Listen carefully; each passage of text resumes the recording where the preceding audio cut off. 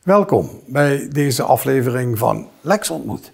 Vandaag heb ik een gesprek met iemand die 35 jaar geleden in de garage van zijn ouders is begonnen met zijn zaak. Hij is afgestudeerd als onderwijzer en daarna, zoals hij het zelf zegt, boven ook wijzer geworden. Maar in zijn vrije tijd draaide hij ook plaatjes. Hij was discjockey op feesten en partijen en daar had hij natuurlijk een geluidsinstallatie voor nodig. En zo begon het. Want die geluidsinstallatie kon hij na verloop van tijd ook verhuren. En die verhuur die werd groter en groter en groter. Zo groot zelfs dat hij alles wat te maken heeft met geluid en licht begon te verhuren en te importeren uit China. De garage was al snel te klein. En nu zit hij met zijn bedrijf met meer dan 150 medewerkers en een omzet van tientallen miljoenen per jaar in een 25.000 vierkante meter groot pand in Kerkrade en heeft hij vestigingen in Engeland, Italië en China. En ook exporteert hij zijn spullen naar meer dan 80 landen. Vandaag als gast Huub de Lahaye.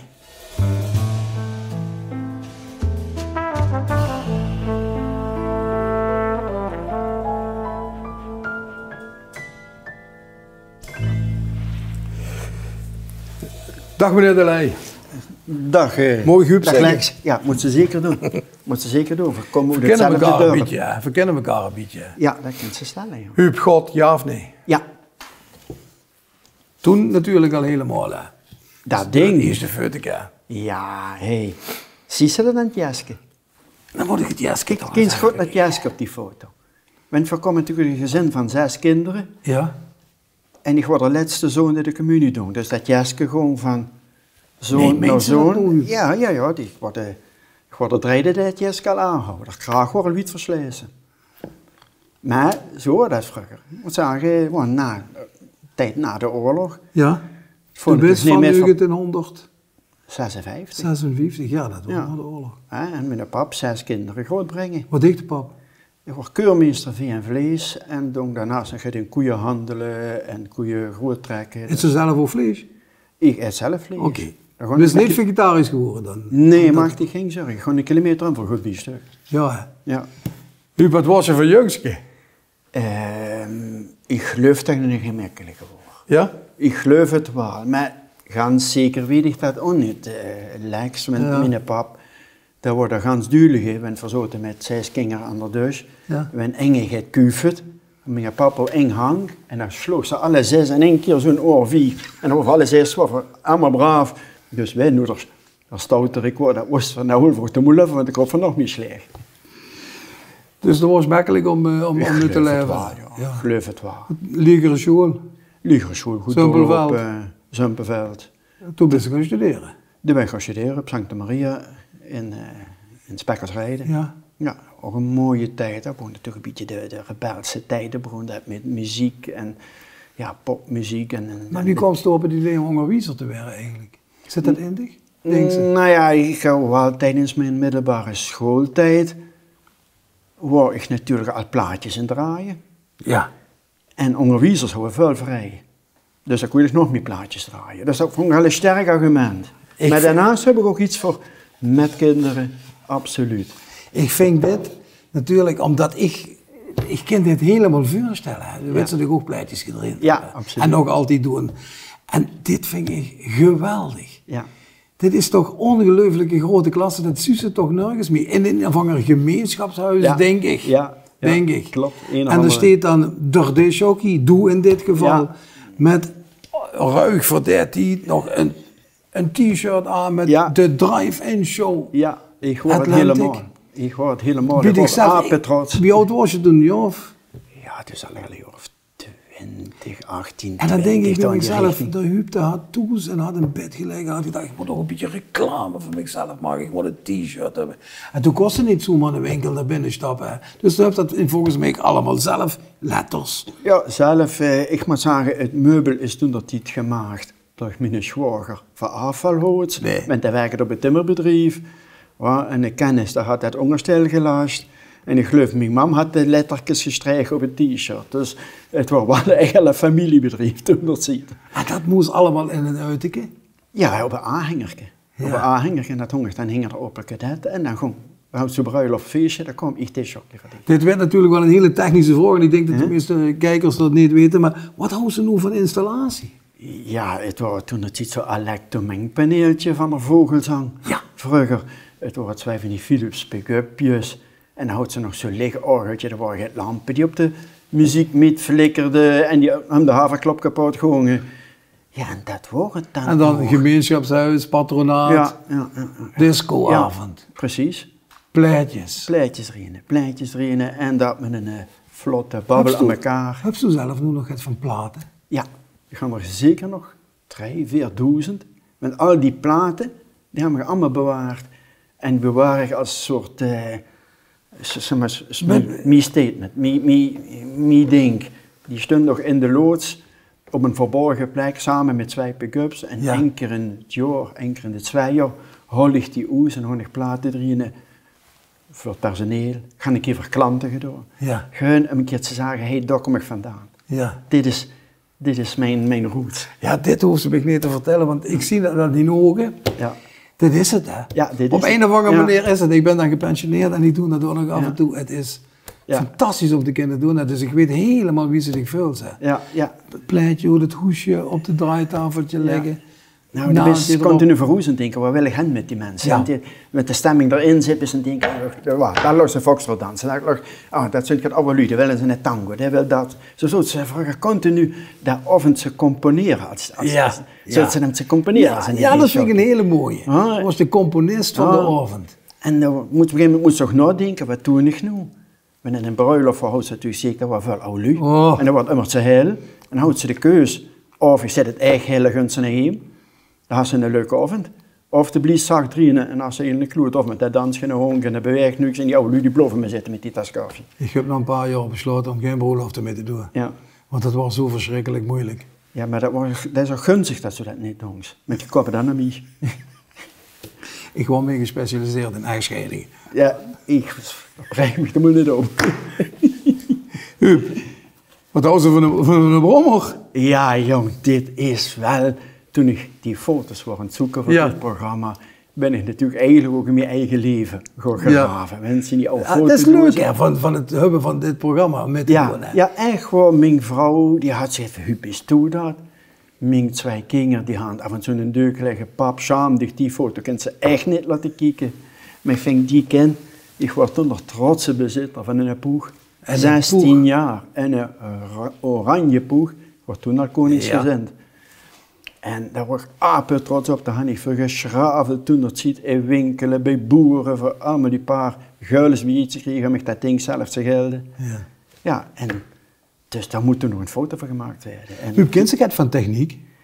Ja, ik hoef me geen zorgen te maken dat mijn vrouw me opgiet voor het programma Help Mijn Man is klussen. Nee? Nee, ik kloemel hier. Maar ik ook niet kloemelen, weet ik niet. En ik was ook het met zo? Ja. Ik was ook iets even later komen lopen. Serieus? Ja. De schrik van Zumpelveld? Nou, dat wil ik niet zeggen. Nee, geluid? Nou, precies. En de reparateurs goed zich verstellen dat er meer benzine krijgt. En goed onder de cilinders gaat afvullen. Dat er meer lof krijgt. En zo goed ze kloten en doen. Dat ging best goed. Totdat er pap is natuurlijk met de kloot aan. Of de pliezen. Weer zo? Nou, dan kost er prul afgenomen. Is dat gebeurd? Ik ga wel meegemaakt dat er pap zou doen. Dan mocht ze een week, dan moet ik niet meer varen of 2 weken. Maar dan gewoon natuurlijk wel gekloed ding, dan wordt kapot gegaan. Ja. Maar nou, dat kostte dat veel geld. Dat kost dus goed van een oude heer. Hey, dus als je een koningsgezind bent, oranje gezind, is dat het echt? We hebben een gesprek gehad met de meneer, hè? Ik ben inderdaad ooit bij de koning en koningin geweest, een ontvangst toen gehad. Ter ere van? Nou, eigenlijk, de koningin is toen nog niet in Limburg geweest en eigenlijk dorpstad mocht 1 ondernemer afvaardigen naar de koningin. Ja, ik was namens kerkraden. Mocht ik de firma Highlights vertegenwoordigen bij de koning en koningin en vertellen wat ik ervan vond. En dat vond ik toch wel een bijzondere ervaring. Ja, ja, absoluut. Wat vertelt ze dan man? Of wat vreugd dat man? Dat man vroegtigheid. Ja, dat vroeg natuurlijk vooral waarom dat ik mijn product uit China laat komen. In plaats van dat ik ze ter plekke laat maken. Nou goed, ik ga naar meneer gevraagd, mag ik die handen een keer zien? Ja, toen ik hem ging hangen, zei ik, meneer, die handjes zijn veel te groot, want die producten die gaan dat zomaar aan. Ze klinkt prikkelding, dus ik moet daar toch het kleinere handjes van gaan, dus dat gaat niet lukken. Maar ik zei, laten we dat doen wat Nederland sterk is. Een goed stuk distributie, handelsgeest, dat is Nederland sterk. Ja, het VOC-mentaliteit. Ja, daar speelt zag Balken aan de jaren geleden. Ja, had hem erin. Ja. Huub, ik vind dit, we begonnen eigenlijk een beetje naar aanleiding van de foto's en doen numst de foto's met. Dus ik maak het brugje naar de foto. Ja. En dan kan ik natuurlijk wel zeggen waarom numst ze deze foto met, maar ik denk waarom ze dit metgenomen hebben, omdat ze hier toch wel heel trots op is, omdat er een aantal producten, nee, een aantal evenementen opstaan, hoe ze toen met name geluid en leegvuur gedaan hebben. Nou ja, ik moet natuurlijk even opletten. Ik verhuur dus geen licht- en geluidsinstallaties, ik verkoop die. Ik verkoop die aan mensen die dat verhuren. Ja. En die er hele mooie, chique dingen mee doen. Dus dit is een foto's gemaakt bij ons in de loods. Daar hand van een paar mooie projecten aan voor die foto's opgehangen. Ja, en dan heb ik dan die foto gemaakt. En dan zie je dus bijvoorbeeld dat ik, de TMF Awards, Idols en zoveel producten van mij ingezet. Dat was een waanzinnige raveparty, was die spullen aan het ingezet. Dit is de Champs-Élysées, de kerstverlichting van de Champs-Élysées, die bomen. En er een stuk verlichting mee mogen leveren. Om door de Champs-Élysées uit te lichten. En daar ben ik toch wel heel trots op dat 4 Limburgs bedrijfje in de uithoek Zuid-Limburg toch op een of andere manier naar zoveel landen ons beste beentje kunnen vuur zetten. Dus toen 6. De wist dus begon, echt dat verhaal wat ik verteld heb, is dus ja, ik ben gewoon met de garage begonnen. In de garage begon. Ja. Op een gegeven ogenblik kwam ze op het lumineuze idee. De hupschuwen, ik kan me herinneren tot ze installatietjes verhuurders. Ja, het is met verhuren begonnen. Met verhuren. Ja. En op een gegeven ogenblik hebben ze het lumineuze idee gehad om te denken van, ja maar er zijn nog meer lui die lampen willen hebben en die geluidsinstallaties willen hebben. Nou, het is eigenlijk, ik kwam me op een regen waarom dat prullen zo duur was. Ja. Toen er die geluidsinstallaties kwamen allemaal uit Italië of uit Engeland. Het was waanzinnig duur. En via hebben we op een gegeven moment dat adres gekregen in Taiwan, wat ze die lampen kon schelden. Ja. En toen hou ik gezegd, ik ga ze van een hele goede prijs daar kopen. Ik denk, wanneer ik er 1000 ga en ik kan er 500 verkopen aan de dubbele prijs. Ja, ja. Ziet, ik denk, dan heb ik mijn 500 lampen gratis. Ah ja. Dat was eigenlijk het businessplan. Want er paste 1000 lampen in een container. Toen ben ik ook nog eerst keer naar Taiwan gegaan en daar steed ze dan als Sumpenvelder jong. Ja. En de Chiang Kai-shek airport en ik hou nog nooit in $1 gezien. Ik stond daar met Duitse marken. Ik denk, hupathees toe hij. Ja, gelukkig kom ik dan de leverancier afhalen. Gaan toen die lampen ook gekocht. Gaan die 1000 cent naar Nederland komen. En ik begin die 500 en ik verkocht binnen 2 weken word je ook kwijt. Mensen dat nog, wie heeft dat gedaan? Want het waren natuurlijk wel de hoogtijdagen van discotheken. Ja, het worden hoogtijdagen van discotheken, het worden hoogtijdagen van feesten. Het waren natuurlijk de halverwege 90er jaren. Ja, ja. Het kwam helemaal op. En ik heb het gelukkig één lamp metgenomen uit China. En lood die aan lui kijken en zat hij, want ze die... Was dezelfde boer opgegaan? Dezelfde boer door gans Nederland gevaren met de auto, met die enge lamp. Hey, en wanneer die binnenkomen... En de auto natuurlijk in de prijs, in verhouding met het angermateriaal, wat zo zegt, zo Italië en zo, die beduidend minder wordt. Nou, om de Azië hebben zo'n lamp kostte toen dat ziet in Nederland bijna 400 gulden. Nou, ik kocht ze in voor 35 gulden. En het was eigenlijk 3 keer nu, dat was maar een stuk ijzer. En dan verkocht ze voor 100 of zo? Ja, nou, ik verkocht ze voor 100, omdat dan ik de min gratis. Alleen met dat ik die geleverd hou. En ik de zaten hun boter bij de vis, dus ik ga meteen nog met mijn zaken financieren. Toen zaten die lui en die dacht, ik wil er nog meer hebben, ik heb nog meer. Ja, en binnen 3 weken wordt mijn eigen 500 ook kwijt. Dus dat is eigenlijk gewoon eerst bij het caféke in Gulpen en het caféke... Nee, vooral voor huurbedrijven. Voor huurbedrijven en installatiebedrijven door Nederland. Ja. Daar ben ik toen nog niet heen gegaan. Want die hadden natuurlijk het grotere hoeveelheden nodig. Dat moest je niet met de veer of met de aardpakken. En daar ben ik dus begonnen. En zo is dat. Ja, en dan wordt de ming ook kwijt. Dan denk ik, ja, dat bestel nog met een container. Ja. En nog gingen. Ja. En nog gingen. En nog gingen. En nu had ik tot 400 per jaar. Dat zit er meer weer in per dag.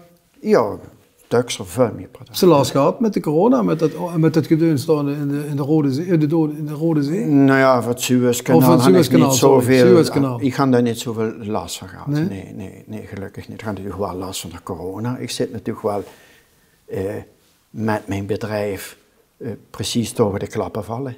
En de entertainmentindustrie, reisindustrie. Ja, dus wat dat betreft kan ik wel klappen. Dat gaan toch wel redelijk mensen moeten aanslaan. Dat doet me veel pijn. Want achter elk iemand dat is aanslaan zit een gezin achter. Ja.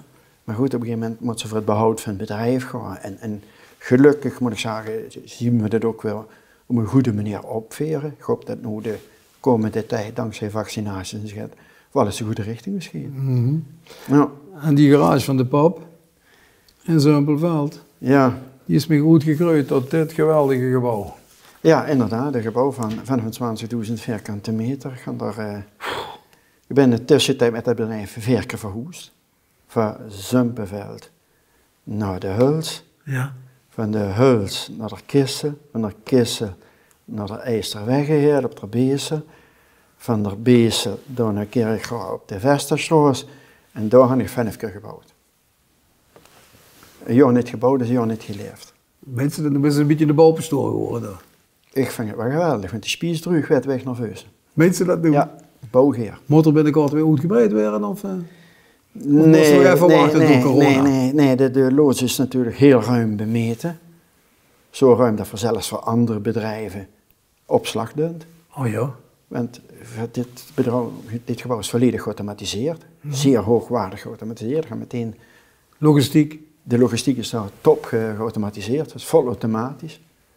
Ja, en dus we doen toch nu deze diensten aanbieden aan collega's, aan andere bedrijven.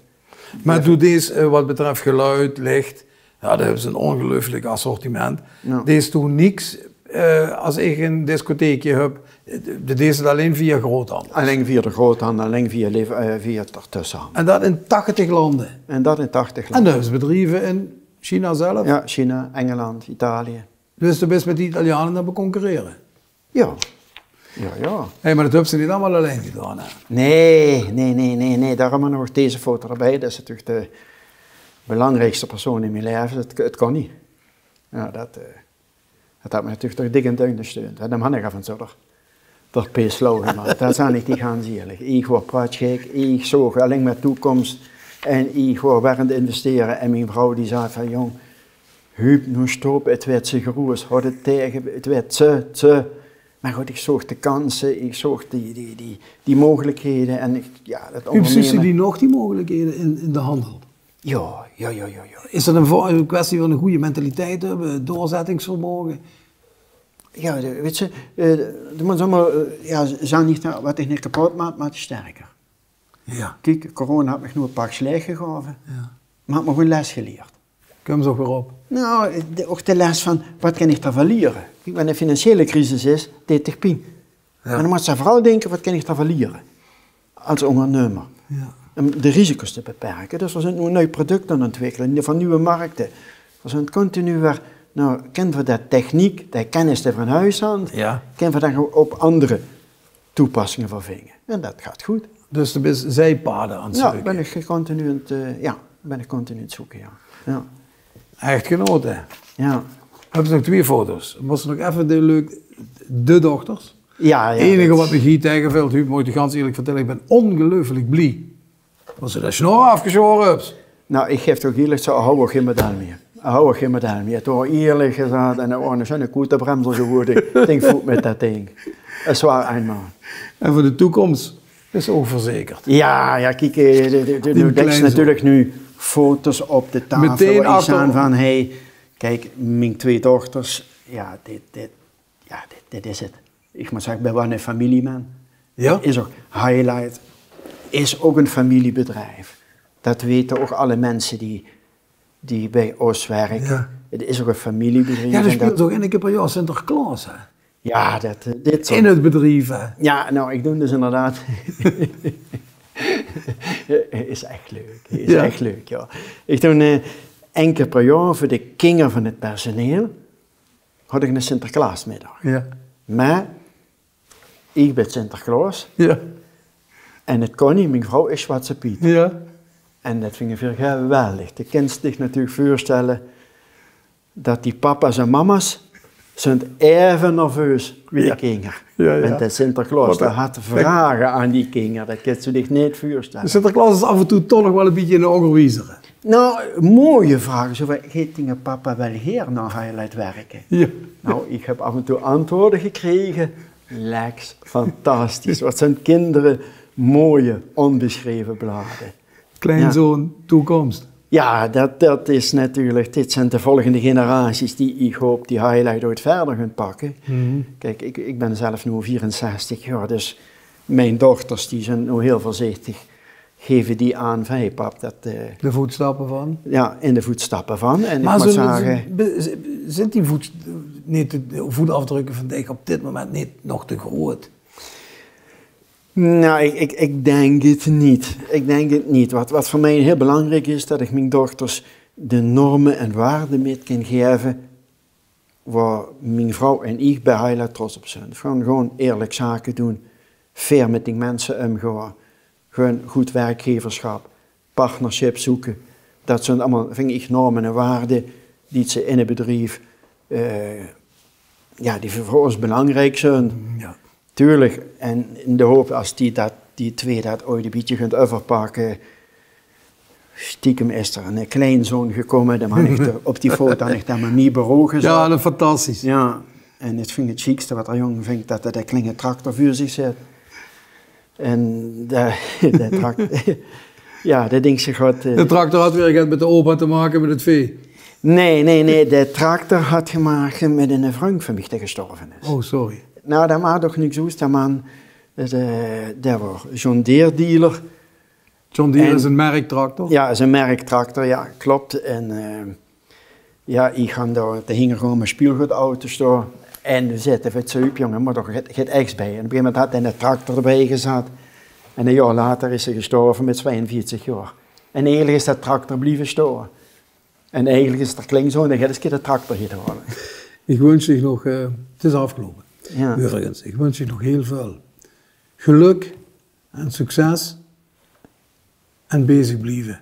Ja, ik denk dat dat het allerbelangrijkste is. Oh ja, ik blijf ook schraven. Ik blijf ook schraven, zeker. Ja.